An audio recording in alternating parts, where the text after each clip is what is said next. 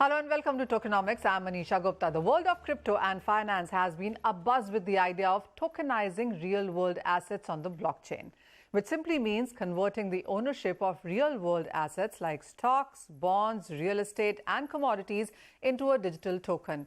This has even grabbed the attention of the US Federal Reserve, which recently released a working paper that explores the advantages and use cases of asset tokenization. Back home, the International Finance Services Center Authority has formed a committee to frame regulations for the tokenization of real and physical assets. To understand the impact of tokenization on world economy, we are now joined by Dilip Chenoy, who is chairman of Bharat Web3 Association. Mr. Chenoy, hi, thank you so much for joining us.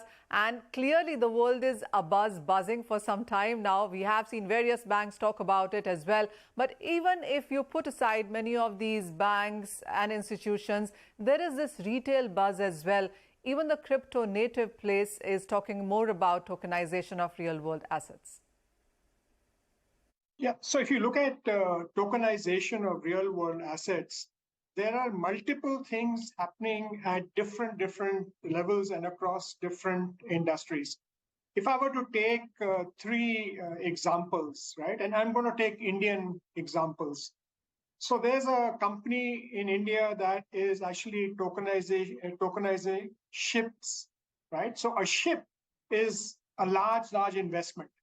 And how do you actually break it up into smaller investments and then lease the ship to a shipping company so that the shipping company actually just pays the lease rental and the actual owners of it are fragmented across different geographies in the country and outside. And this is a real life example, and they earn a return on the asset as the usage goes up. Now, this is very interesting model for large capital intensive tokenization projects. The second example I like to take is from the real estate sector. So there's a company in Bangalore has actually fractionalized and tokenized a real estate combination of multiple flats where many people are actually owning a part of one flat and they earn a revenue out of the rental that the flat gets, and in the long term they hope to be able to use the appreciation in the real asset value to gain returns. And the third is a very simple thing is happening in this thing, and a major artwork too expensive for me to buy. You do tokenization and then allow people to own fractional parts of that artwork going ahead. And I'm talking of non-financial kind of tokenization here. Oh, well, absolutely. And there's just so much happening within the finance world as well. But, the US Fed paper also is exploring asset tokenization. According to you, as per your knowledge, how many countries or regulators, even banks, are looking at this when it comes to regulatory part? So if you look at the financial sector tokenization of different assets that you hold, I mean, there are about 8 countries, if I look at it, who have active programs in this space. And even in India, if you look at this coalition of banks that have got together to form that independent company to look at the use of blockchain within the sector, even they are exploring the idea of how do you tokenize securities. Because once you do that, it's very simple, to track and to be able to fractionalize assets and get many more participants in the whole ecosystem going ahead. So 8 countries are definitely looking at that. 2 have done pilots, right? And many more pilots are on the way. Japan is far ahead of, I think they've actually even allowed startups to issue tokens to raise money. So as you said, financial markets and banks, even countries are looking at it. But when we look at normal daily, day-to-day life, common people, where have you seen tokenization touching them and also traditional businesses for that matter? The real estate tokenization is one example where it is actually touched, let's say in Bangalore or in Kolkata, in India, it has touched the common man.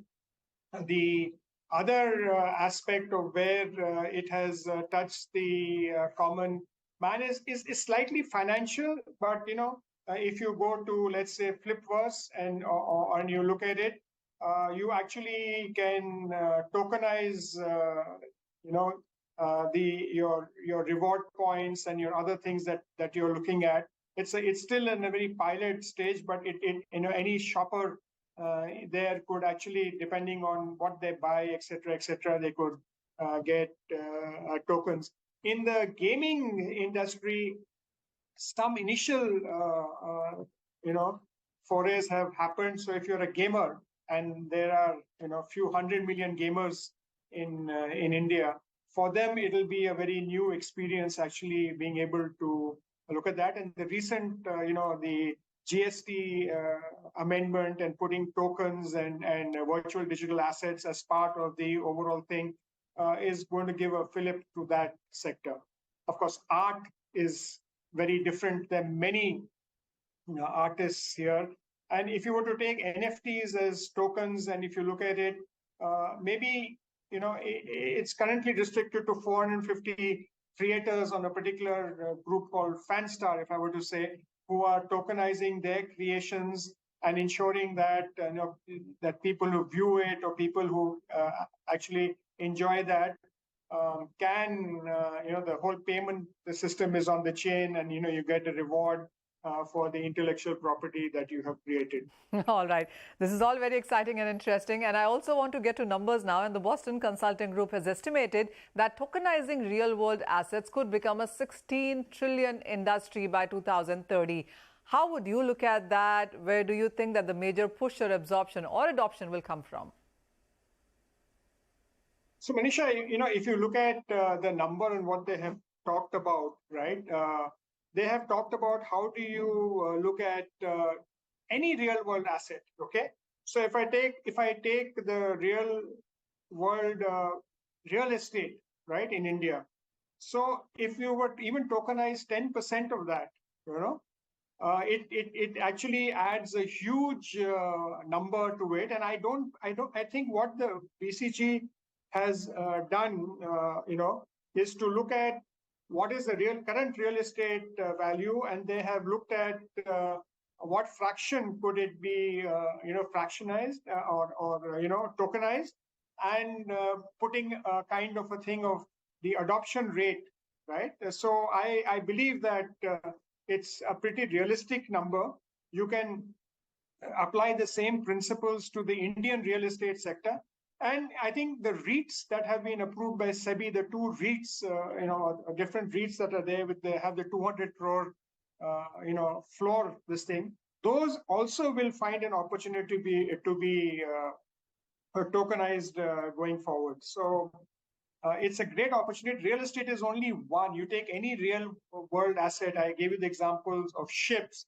It can be extended to cars. It can be extended to aeroplanes. It could be extended to any real world asset there going forward. So I don't think that the number which they have talked about is difficult to achieve, but the fraction will vary in different countries there.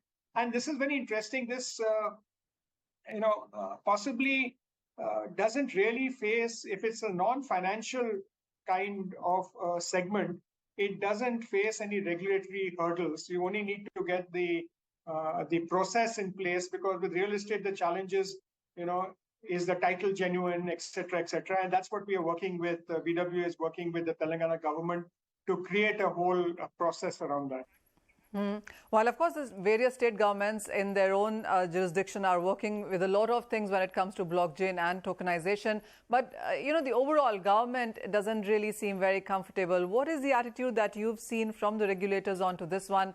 Where do you see a gap that needs to be filled by the government?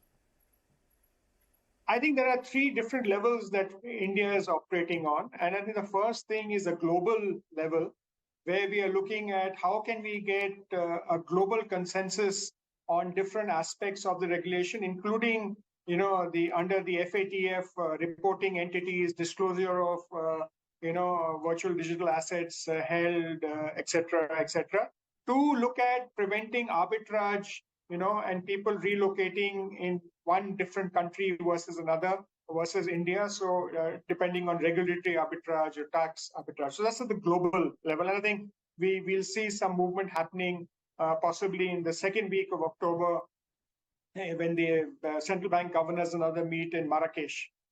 The second level is at the national level, where we have different regulations put in place, whether it is the one relating to the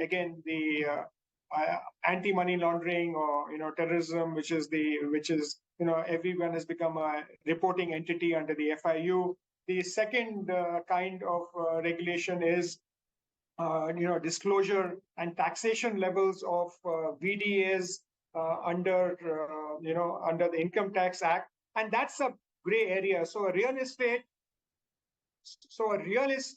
kind of token, whether it falls under a VDA or whether it falls outside, that has to be clarified, and more or less it will be outside that.